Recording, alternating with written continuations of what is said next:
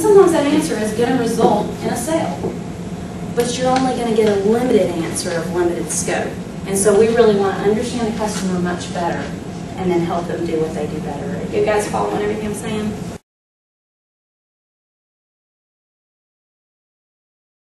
They do it that way. What's it doing for them? What kind of results are they getting? And until I understand the why, I don't understand how I can help them do it better. So it's the why. We're going to go through this when we get into the sales process. There's this thing, and we were talking about that we get business, and sometimes we're not really sure how we got it.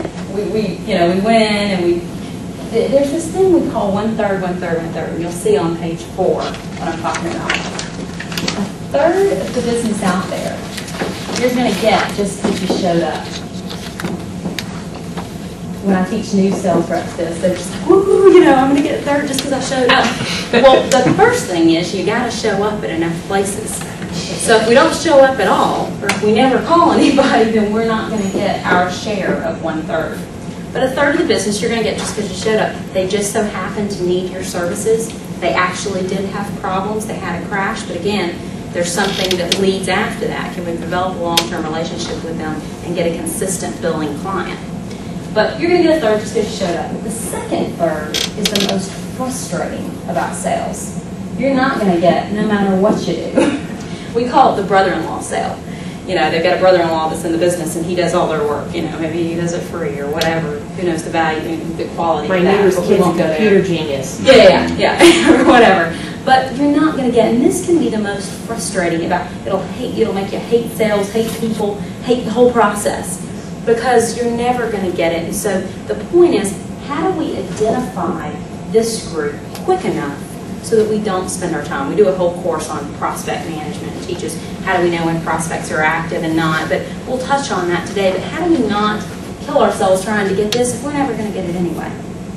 Okay? And then the last 1/3 is it could go either way. You could either get a yes or no. And the last 1/3 is really the most key. This is the 1/3 that really helps take our business over the top and grow our business. You're probably already getting the 1/3, and the important 1/3 is keeping you busy. But when we really get into growing our business, it's the last 1/3 that we have to call, we have to prospect. This is the 1/3 that's the status quo. Something's working for them, to what level I don't know, but whatever it is, they think it's working okay. And so we really have to get in, understand what they do, how they do, when they do, where they do, who they do it with. That'll be a quiz. You have to do that at the end of the day, very quickly.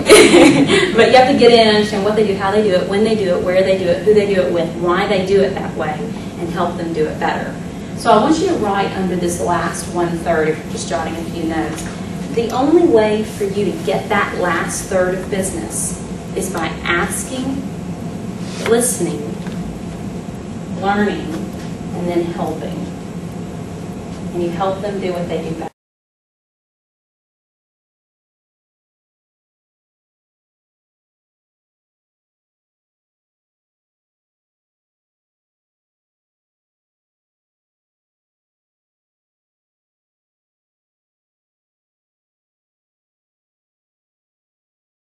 I don't know why I would need to spend the time to talk to you. An awful lot of our customers find that they don't really understand the risks for their data, and they aren't really sure it's secure.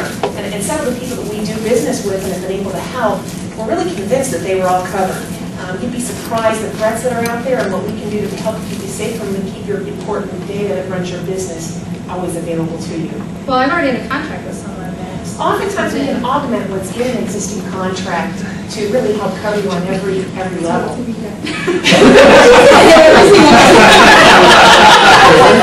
What's the information you can see behind it? Yeah, I do. And here, I'll call you next week and follow up and see if there's anything we can do based on this. Thanks very much for your time. Thank you. Very good pleasure. Call me if you need me.